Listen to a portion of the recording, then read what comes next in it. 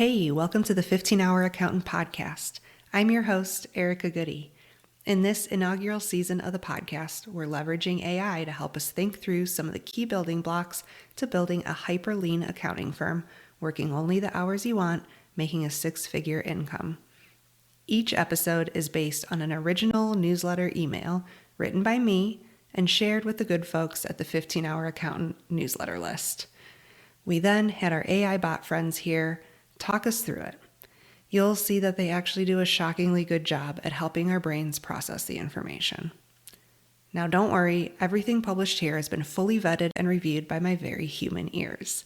Anything glaringly wrong or misleading has been removed, but we did leave in the AI glitches and nuances to laugh a little, keep it real, and feel better about our humanity.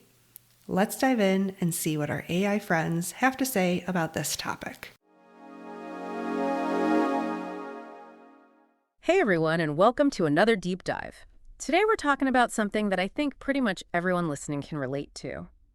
Creating a client onboarding system that doesn't make you want to pull your hair out. Oh, the joys of onboarding. It's every business owner's favorite thing, right? Well, it should be, because when you get it right, it's not just about checking boxes. It's about setting the stage for a really smooth and successful client relationship. And that's what we're digging into today with the amazing Erica Good. The 15-hour accountant. I've heard good things. Oh, she is a wealth of knowledge when it comes to building a profitable and efficient business, specifically as an accountant. We dove into a recent blog post and a Google Sheet template she shared all about her client onboarding process. And I bet there's some great takeaways in there for pretty much any service-based business, right? Absolutely. It's all about applying those core principles of efficiency and clarity no matter what industry you're in. Music to my ears.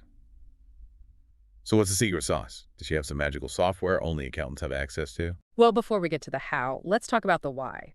Because Erica's approach is rooted in this idea that every system, every process should contribute to both your profitability and, get this, your work-life balance. Okay, now you're speaking my language. Because who wants to be chained to their desk just to onboard a new client? Not me. Right. And Erica gets that. So it all starts with her niche. She works specifically with consultants and agencies making under $3 million in revenue. Ah, so by niching down, she can really streamline her services and her onboarding process to that specific client avatar. Exactly. She knows exactly who she's serving, what their pain points are, and how to best support them right from the start. Because time is money. And when you have a system that minimizes wasted time, you can afford to be more selective about the clients you take on and the prices you set. 100%. And that's something I think a lot of business owners, especially when they're first starting out, really struggle with. Oh, I've been there. You're so eager to get clients in the door that you end up underselling yourself and overworking yourself just to keep up. It's a recipe for burnout, for sure. But Erica's approach is all about working smarter, not harder. So once she's got that solid foundation of niche and pricing, she then maps out her entire client onboarding process. We're talking a detailed standard operating procedure, or SOP as she calls it. Okay, but isn't that getting a little too corporate for some solopreneurs? I mean, do you really need a whole SOP just to onboard a client? That's what I thought too, but hear me out. Because having a well-defined onboarding process isn't about being rigid. It's about setting clear expectations and creating a smooth experience for both you and the client. I can see that. Because when everyone knows what's happening and when, there's less room for miscommunication or things falling through the cracks. Exactly. No more endless email chains trying to track down missing documents or wondering if the client is actually, ready to get started. And Erica breaks this whole SOP down into 3 distinct phases: pre-onboarding, the onboarding week itself, and then post-kickoff. Pre-onboarding? I've never even heard of that. What happens in the pre-onboarding phase? Do you send them a fruit basket or something? Not quite a fruit basket, but she does make sure to gather all the essential information up front. We're talking things like prior year tax returns, current financials, all that fun stuff that you don't want to be chasing down later. Oh, that's smart. It's all about being proactive and setting the tone for a really organized and efficient working relationship. Exactly. And speaking of setting the tone, this is where Erica does something that I think is absolutely brilliant. She sends out what she calls a pre-recurring invoice. A pre-recurring invoice. Okay, now you have to explain this one because I have no idea what that means. So basically, she's sending the client an invoice for her services, but before they even officially start working together. Hold on, she's asking for payment before she's even lifted a finger. Is that even allowed? It's not about demanding payment up front. It's about transparency and setting clear expectations. She's outlining the payment terms, the schedule, everything right from the get-go, so there are no surprises down the road. Okay, I get it. It's like saying, here's what it's going to look like to work with me. Are you in or are you out? Exactly. And I love that she does this because it not only protects her time and her income, but it also sets a really professional tone from the very beginning. Plus, it probably weeds out those clients who might not be a good fit from a budgeting standpoint. Absolutely. And then once the client is officially on board, that's when the onboarding week kicks into gear. Let me guess she packs a month's worth of work into those 5 days. Right? Yeah, Because efficiency. you'd think so, but she actually has a really well-structured approach to the entire win. Yeah. And it all starts with wait for it tech setup. Of course it does. Because what's more efficient than a streamlined tech stack? It should be easy and intuitive. And this is where her meticulous planning really shines through. She even includes a timeline for each task within the tech setup. It's not just a to-do list, it's a roadmap. Okay, I'm already impressed by her dedication to organization, but tech setup is just the tip of the iceberg, right? What else goes down during this onboarding week? The grand finale is the kickoff meeting. It's where the real magic happens, where she lays out the game plan, addresses any questions, and solidifies that all-important collaborative dynamic. A kickoff meeting, huh? It does sound kind of formal when you say it like that. Oh, it's not about being stuffy or corporate, I promise. It's actually designed to be the opposite, a really collaborative and engaging experience for the client. So more like setting the stage for a smooth working relationship, getting everyone on the same page from day one. Exactly.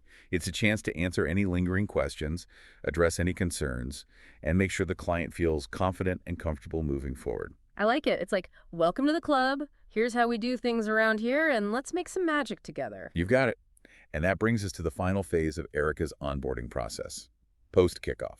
So the client's all set up. They've had their grand orientation. What happens now? Do they get thrown into the deep end? Not at all. Yeah. This is where all those beautiful systems and processes we were talking about really come into play. It's showtime. Time for the client to experience the streamlined, efficient machine that is Erica's business. Exactly. But here's the thing. Even though she's all about automation and tech and templates, she still makes it a point to inject a personal touch. Okay, I like where this is going. She actually sends a welcome gift to each new client after that kickoff meeting. See, I love that. It's like, we're so glad you're here. Let's celebrate. It's such a small gesture, but it goes a long way in solidifying that client relationship and reinforcing that feeling of, hey, I made the right choice by working with this person. It's those little details that really matter, right? Absolutely. Yeah. Because people remember how you make them feel. 100%. Okay, I'm sold on Erica's onboarding process. This whole thing is really impressive. But I have to ask, what are some of the specific elements that make her SOP so effective? Because I'm sure there are listeners out there thinking, okay, this all sounds great in theory, but how do I actually make this work in my own business? That's a great question. And I think it really boils down to a few key things. First and foremost, Erica is the queen of templates. Oh, tell me more about these templates. We're talking email templates, contract templates, even a standardized chart of accounts template. Okay, hold up. For those who aren't fluent in accountant speak, what exactly is a chart of accounts, and why is having a template for it such a big deal? Sure. So basically, it's a list of all the accounts you use to track your business's finances, income, expenses, assets, liabilities, all that fun stuff. It's like the organizational backbone of your financial world. Exactly. And having a standardized template for this means she doesn't have to start from scratch every time she onboards a new client. It's like she's got a pre-built foundation to work with, which saves her a ton of time and energy. I like it. Right. It's all about working smarter, not harder. And this theme of efficiency extends to her tech stack as well. She's a big fan of automation and uses a whole suite of tools to streamline her workflow. We've got to talk tech. Give me the rundown of Erica's must-have tools for a smooth onboarding process. Wait for it, that humble Google sheet. She's got the whole system mapped out in a Google Sheet. You got it. I am both impressed and slightly intimidated by her organizational prowess, but in all seriousness, I love that she's using tools that are accessible to everyone. You don't need some fancy, expensive software to create a streamlined onboarding process. That's such an important point, because you don't need a huge budget to be efficient. You just need a little creativity and a willingness to experiment and find what works best for you. It's all about finding those simple but powerful solutions that fit your unique business, right? Because what works for Erica might not work for everyone, but the principles are universal. Exactly. It's like she's giving you the blueprint and then encouraging you to go out there and build your own custom onboarding masterpiece. Love that analogy. So let's just shift gears for a moment and talk directly to you, the listener. Because at the end of the day, this isn't just about admiring Erica's organizational skills from afar. It's about taking action and creating a better experience for yourself and your clients. Absolutely. So here's a little homework assignment for you. Ooh, I love homework. Hit me. Think about your current onboarding process. What's working well?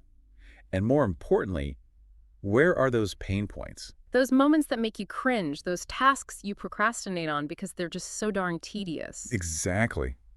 Identify those bottlenecks, those areas where things tend to get messy or stressful. Because chances are, those are the areas that are ripe for a little Erica Good-style optimization. 100%. So once you've pinpointed those pain points, ask yourself, what can I do to streamline this? Could you create a template, automate a task, gather information up front to prevent those frantic last-minute scrambles? It's all about finding ways to work smarter, not harder. And the beauty is, even small changes can make a big difference. Absolutely. Don't underestimate the power of those little tweaks and adjustments, because when you free yourself from those administrative headaches, something magical happens. Oh, tell me more. What's the magic? You actually have the time and energy to focus on the work that truly lights you up.